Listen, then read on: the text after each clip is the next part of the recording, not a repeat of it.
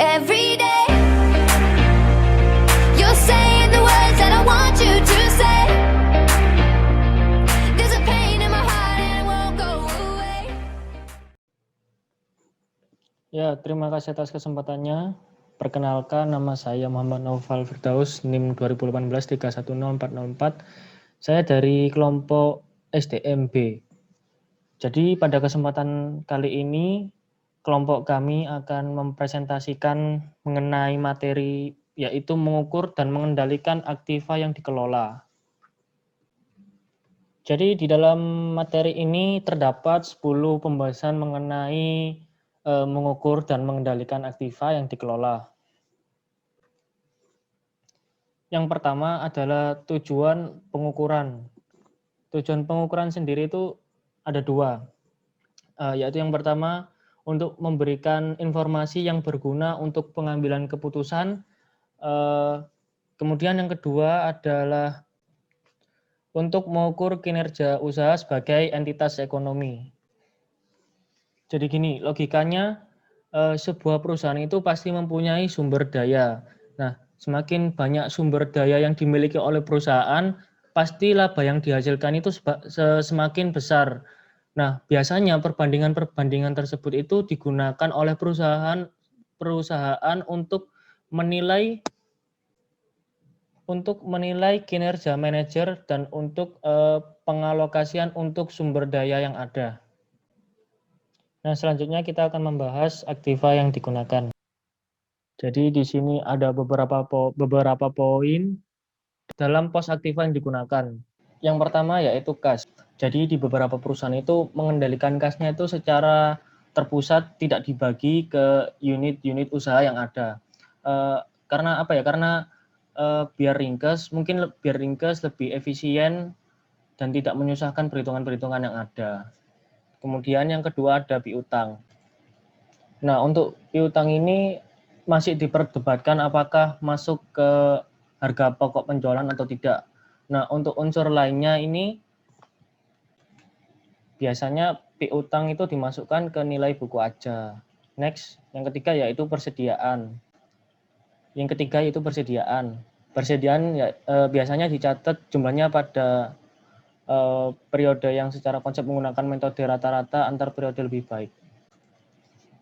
Persediaan biasanya diperlukan sama seperti piutang, yaitu dicatat jumlahnya sama-sama dicatat pada akhir periode menggunakan metode rata-rata antar periode lebih baik. Nah, biasanya di persediaan ini kita kan biasa menggunakan 3 metode, yaitu FIFO, first in first out, average, rata-rata, dan LIFO, last in first out. Kalian yang sudah lama belajar akuntansi pasti tidak asing oleh ketiga metode persediaan tersebut yang digunakan pada umumnya untuk menghitung persediaan. Terus yang keempat adalah modal kerja secara umum. Seperti yang dapat kita lihat, perlakuan atas modal kerja secara umum ini sangatlah bervariasi. Pada satu sisi, perusahaan memasukkan seluruh aktiva lancar ke dalam dasar investasi dengan tidak mengeliminasi kewajiban lancar. Metode tersebut beralasan dari sudut pandang motivasional jika unit-unit usaha tidak dapat mempengaruhi utang atau kewajiban lancar lainnya. Sedangkan di lain sisi atau di lain pihak, kewajiban lancar ini bisa dieliminasi menggunakan aktiva lancar. Lalu di sini ada properti, pabrik, dan peralatan. Nah, dalam akuntansi keuangan, aktiva tetap awalnya dicatat pada biaya perolehan, dan biaya ini dihapuskan sepanjang umur ekonomi aktiva melalui penyusutan. Hampir semua perusahaan menggunakan pendekatan yang sama dalam mengukur profitabilitas atas dasar aktiva dari unit usaha. Hal ini menyebabkan permasalahan serius dalam penggunaan sistem tersebut untuk tujuan yang dimaksudkan. Nah, permasalahan tersebut dianalisis pada bagian-bagian seperti akuisisi peralatan baru, nilai buku kotor, disposisi aktiva, penyusutan anuitas, dan metode penilaian yang lain. Nah, selanjutnya ada aset-aset yang disewa gunakan. Jadi banyak perjanjian sewa guna usaha merupakan perjanjian pendanaan, yaitu perjanjian tersebut memberikan cara alternatif untuk menggunakan aktiva yang seharusnya didapatkan dari pendanaan dengan utang dan modal. Sewa guna usaha finansial, yaitu sewa guna usaha jangka panjang yang setara dengan nilai sekarang dari arus beban sewa, adalah sama dengan utang dan dilaporkan juga dalam neraca. Keputusan pendanaan biasanya dilakukan oleh kantor pusat. Karena alasan tersebut, pembatasan biasanya diberlakukan pada kebebasan manajer unit usaha untuk melakukan sewa guna batas aktiva. Next. Nah, selanjutnya ini ada aset atau aktiva yang menganggur. Maksudnya apa sih aktiva yang menganggur ini? Nah, jika suatu unit usaha memiliki aktiva yang menganggur yang dapat digunakan oleh unit lain, maka unit usaha tersebut dapat diperbolehkan untuk mengeluarkan aktiva tersebut dari investasinya. Tujuan dari izin ini adalah untuk mendorong para manajer unit usaha guna melepas aktiva menganggur ke unit lain yang mungkin memerlukannya. Jadi seperti ada beberapa aktiva itu di pos-pos unit suatu perusahaan, ada beberapa yang tidak dipakai, itu nanti oleh perusahaan itu akan dimaksimalkan sehingga tidak ada aktiva yang benar-benar menganggur. Tapi jika aktiva tetap tersebut tidak dapat digunakan oleh unit lain, maka pemberian izin untuk menjual atau mengganti aktiva tersebut akan menimbulkan tindakan-tindakan yang disfungsional. Semisal, hal tersebut akan mendorong manajer unit usaha untuk menganggurkan aktiva yang tidak menghasilkan tingkat pengembalian yang sama dengan target laba unit usaha. Jika tidak ada alternatif lain dari penggunaan peralatan, kontribusi apapun dari peralatan tersebut akan meningkatkan laba perusahaan. Kemudian ada aktiva tidak berwujud. Beberapa perusahaan cenderung melaksanakan penelitian dan pengembangan atau R&D yang intensif. Semisal perusahaan farmasi, misalnya perusahaan farmasi seperti Novartis yang menghabiskan dana besar untuk mengembangkan produk baru, sedang yang lainnya cenderung fokus pada pemasaran. Semisal perusahaan barang konsumen seperti Unilever atau Wings yang menghabiskan banyak dana untuk iklannya. Ada keuntungan dalam mengkapitalisasi aktiva tidak berwujud seperti R&D dan pemasaran, serta kemudian mengamortisasinya selama masa manfaatnya. Nah, metode tersebut akan mengubah cara para manajer unit usaha memandang pengeluaran semacam ini.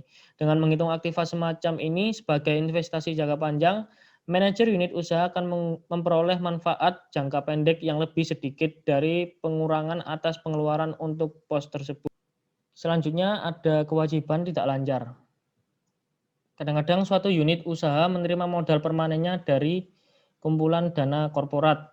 Nah, korporat memperoleh dana tersebut dari pemberi pinjaman, investor modal, dan laba ditahan.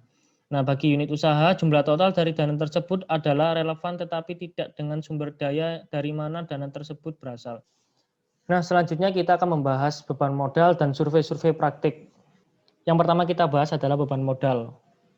Kantor korporat menentukan sendiri tarif yang akan digunakan untuk mengukur jumlah beban modal. Jadi di sini tarif yang digunakan untuk mengukur jumlah beban modal itu berasal dari kantor korporat, bukan dari pihak-pihak yang lain. Nah, biasanya tarif tersebut ditetapkan di bawah estimasi biaya modal perusahaan.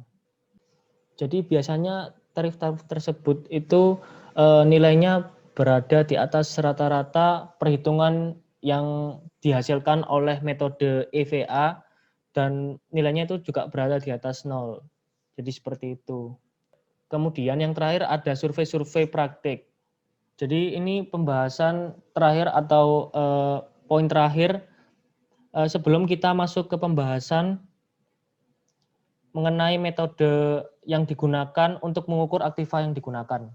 Kebanyakan perusahaan memasukkan unsur aktiva tetap ke dalam dasar investasi pada nilai buku bersih.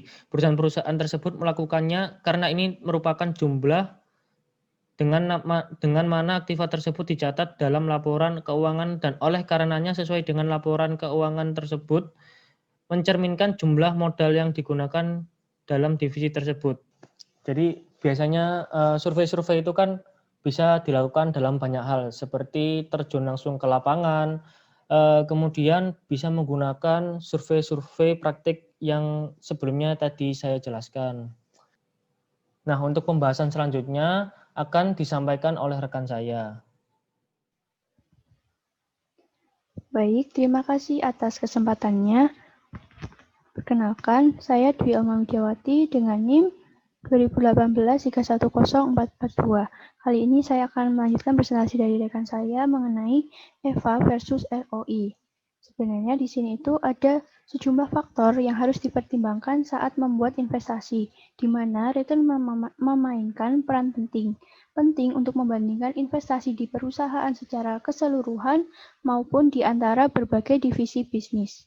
EVA atau yang disebut Economic Value Added dan ROI, Return on Investment, adalah dua ukuran yang banyak digunakan untuk tujuan ini. Perbedaan utama antara EVA dan ROI yaitu EVA sendiri adalah ukuran yang menilai seberapa efektifkah aset perusahaan digunakan untuk menghasilkan pendapatan, sedangkan ROI menghitung pengembalian dari investasi sebagai persentase dari jumlah asli yang diinvestasikan.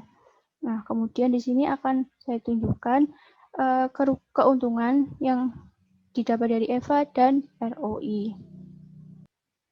Baik, di sini yang pertama adalah keuntungan ROI.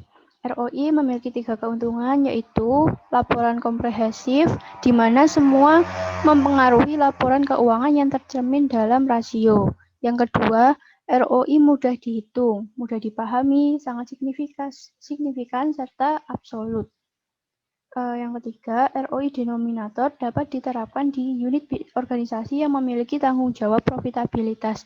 Tidak termasuk jenis-jenis usaha kinerja unit menjadi dapat diperbandingkan. Berbeda dengan EVA. EVA tidak terdapat dasar perbandingan semacam ini. Namun EVA memiliki 4 keunggulan, yaitu 4 keunggulan EVA tersebut adalah yang pertama, EVA memiliki target yang sama dengan EVA seluruh unit usaha memiliki target keuntungan investasi yang sama.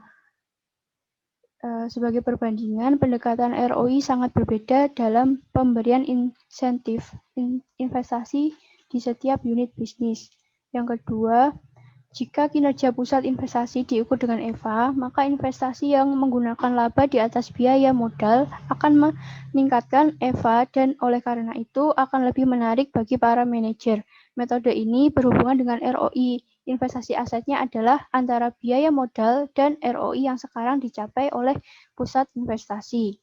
Yang ketiga, EVA adalah tingkat suku bunga yang berbeda dapat digunakan untuk jenis aktiva yang berbeda pula. Dengan demikian, para manajer berusaha harus bertindak secara konsisten ketika memutuskan untuk berinvestasi pada aktiva yang baru.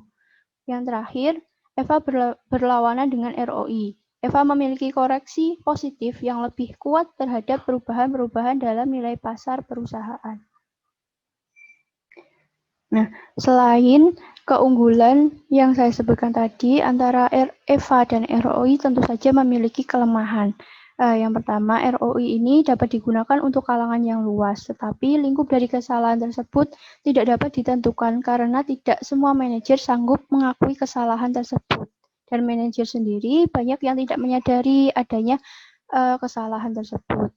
Sedangkan untuk yang penggunaan EVA sangat diperlukan untuk pengukuran kinerja. Namun EVA mempunyai titik lemah juga dalam perhitungan aset tetap, yaitu EVA tidak dapat menyelesaikan masalah yang berkaitan dengan aset tetap, terkecuali dengan metode anuitas.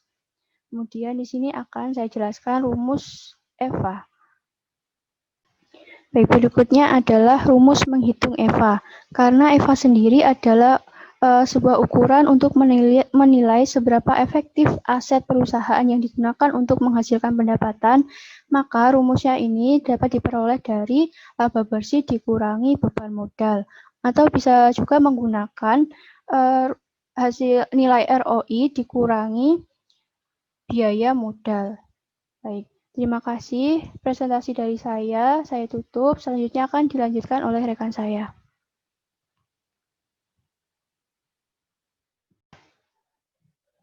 Baik, terima kasih atas kesempatannya. Perkenalkan, nama saya Siti Solihatun dengan NIM dengan NIM 2018-310-508. Saya di sini akan melanjutkan presentasi dari rekan saya, yaitu mengenai pertimbangan tambahan dalam mengevaluasi manajer. Nah, dengan melihat kelemahan ROI, kelihatannya sangat mengejutkan bahwa ROI itu digunakan secara luas.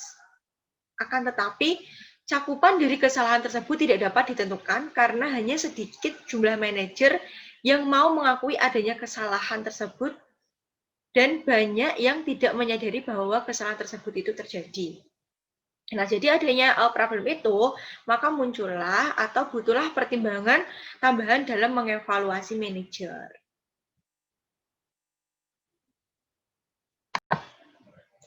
Baik, selanjutnya setelah kita mengetahui beberapa kelemahan dari ROI, maka penggunaan EVA sebagai perangkat pengukuran kinerja sangat disarankan.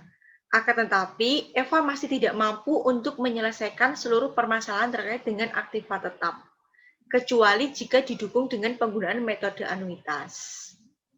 Dan hal ini itu jarang dilakukan dalam praktik sehari-hari. Nah, dengan mempertimbangkan hal ini, beberapa perusahaan memutuskan untuk mengeluarkan unsur aktiva tetap dari dasar investasi.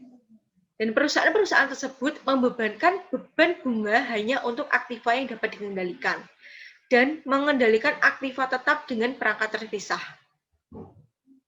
Investasi dalam aktiva tetap dikendalikan oleh proses anggaran modal sebelum terjadinya dan oleh audit setelah penyelesaian untuk menentukan apakah ada arus kas yang diantisipasi terwujud.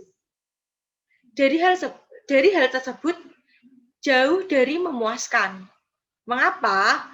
Karena penghematan atau pendapatan aktual dari akuisisi aktiva tetap tidak dapat diidentifikasikan. Nah, jadi penjelasannya itu seperti itu. Dan selanjutnya akan dilanjutkan oleh rekan saya. Terima kasih.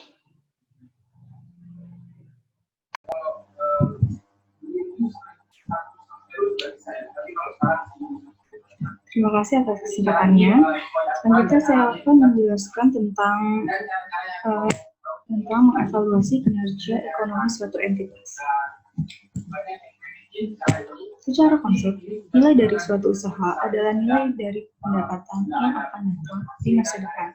Hal tersebut dapat ditentukan dengan mengestimasi berapa jumlah arus kas untuk setiap tahun di masa depan dan mendiskontokannya